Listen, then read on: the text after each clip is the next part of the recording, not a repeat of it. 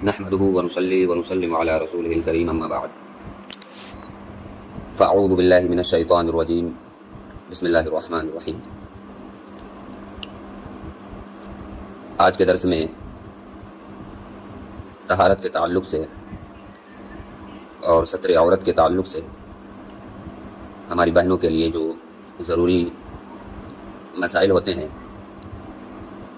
اس مسائل پر ہم ڈسکس کریں گے۔ پہلا مسئلہ تو یہ ذکر ہوگا کہ بہت ساری ہماری بہنیں فل آستین والا کپڑا نہیں پہنتے ہیں، ہاف آستین والا کپڑا پہنتے ہیں، تو اس حالت میں کس طرح نماز ہوگی، اس حالت میں کیا حکم شرع ہے، یہ مسئلہ ذکر ہوگا۔ دوسرا مسئلہ یہ ذکر ہوگا کہ نماز کی حالت میں اگر کسی کے بال وغیرہ دکھ رہے ہوں تو ایسی صورت میں نماز کا کیا حکم ہوگا، نیز بالوں کو ایک جگہ اکٹھا کر کے کیچر لگا کے نماز پڑھنا کیسا ہے، اس کے تعلق سے بھی مسئلہ ذکر ہوگا۔ سمجھ رہے؟ گزشتہ درس میں جو باتیں ذکر ہوئی وہ وضو کرنے کا شرعی طریقہ کیا ہے، مرد و عورت کیا ایک ساتھ ایک طرح وضو کرے گی یا مرد کے لیے الگ ہے عورتوں کے لیے الگ ہے، اس کے تعلق سے ذکر ہوا، جس میں بتایا گیا کہ مرد و عورت دونوں کے لیے وضو کرنے کا طریقہ سیم ہے۔ جس طرح وضو میں جو چیزیں فرائض میں سے ہے ان فرائضوں کو ادا کرنا دونوں پر لازم ہے، مردوں پر بھی لازم ہے اور ہماری بہنوں اور ہماری خواتین پر بھی لازم ہے۔ آستین پوری نہ ہونے کی بنا پر عورت کی کلائی نماز میں نظر آئے تو کیا حکم ہے، یہ ایک فتویٰ ہے، پھر اسی فتوے کو ہم ڈیٹیل میں سمجھیں گے۔ بسم اللہ الرحمن الرحیم۔ عورتوں کے لیے جو چیزیں ضروری ہے نماز کے تعلق سے ستر عورت کے باب میں،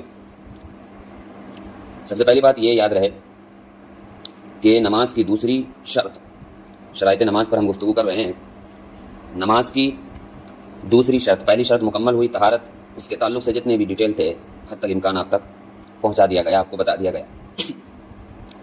دوسری شرط ہے ستر عورت، اصل لغت جو ہے وہ ستر ہے، ستر عورت۔ عورت سن کر آپ پریشانی میں پڑ جاتے۔ عورت کا مطلب ہے چھپانا، عورت کا مطلب ہے چھپانا، اور ستر کا مطلب ہے یعنی وہ کون سی چیزیں ہیں جس کا چھپانا مرد کے لیے ضروری ہے، جس کا چھپانا خواتین کے لیے ضروری ہے۔ تو ہم خواتین پر زیادہ توجہ دیں گے، یہاں پر ان کے احکام بتائیں گے۔ اسلامی بہن کے لیے ان 5 اعضاء،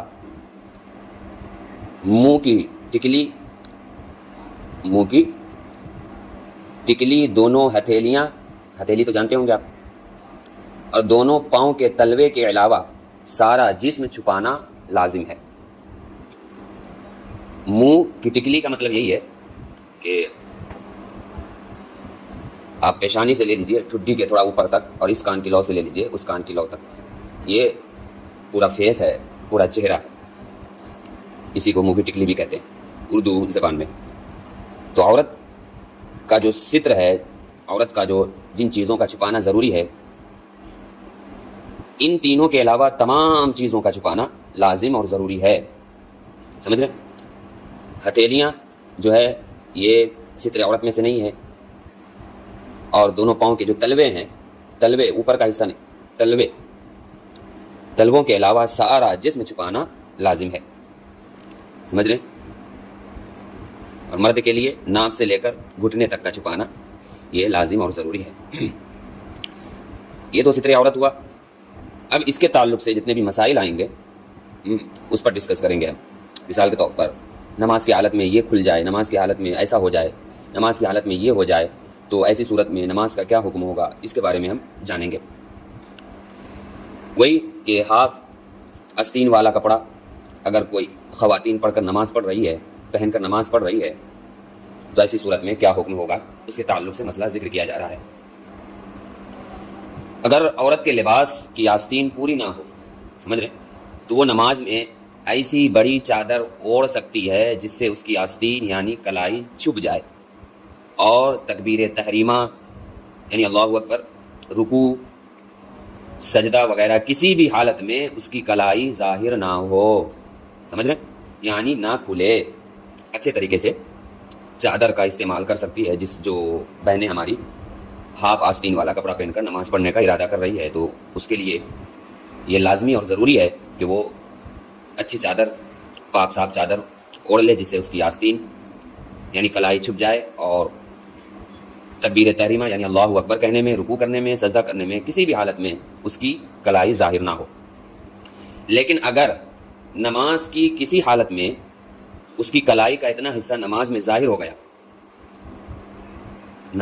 ہو گیا جو مکمل کلائی کے چوتھے حصے سے کم ہو، تو اس کی نماز نہیں ٹوٹے گی، سمجھ رہے۔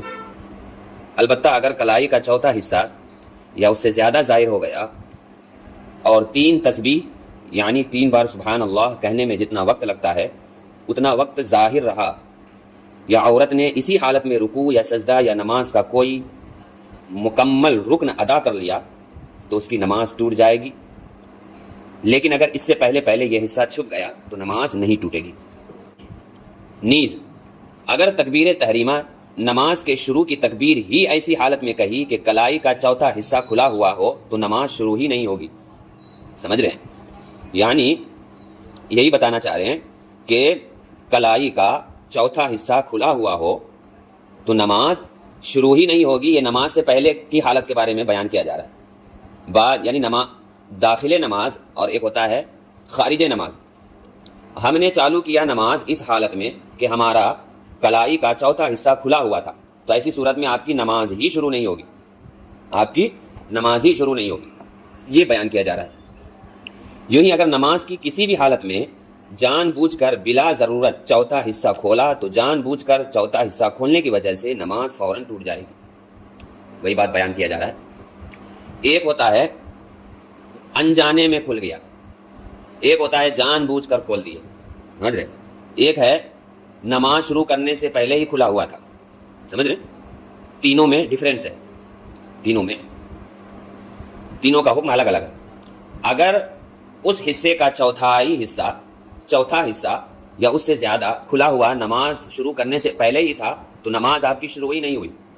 اگر اس حصے کا چوتھائی حصہ یا اس سے زیادہ حالت نماز میں ہوا تو نماز آپ کی نہیں ہوگی، سمجھ رہے۔ اسی طرح انجانے میں ایسا کیا تب بھی آپ کی نماز نہیں ہوگی۔ یوں ہی اگر نماز کی کسی بھی حالت میں جان بوجھ کر بلا ضرورت چوتھا حصہ کھولا، تو جان بوجھ کر چوتھا حصہ کھولنے کی وجہ سے نماز فوراً ٹوٹ جائے گی۔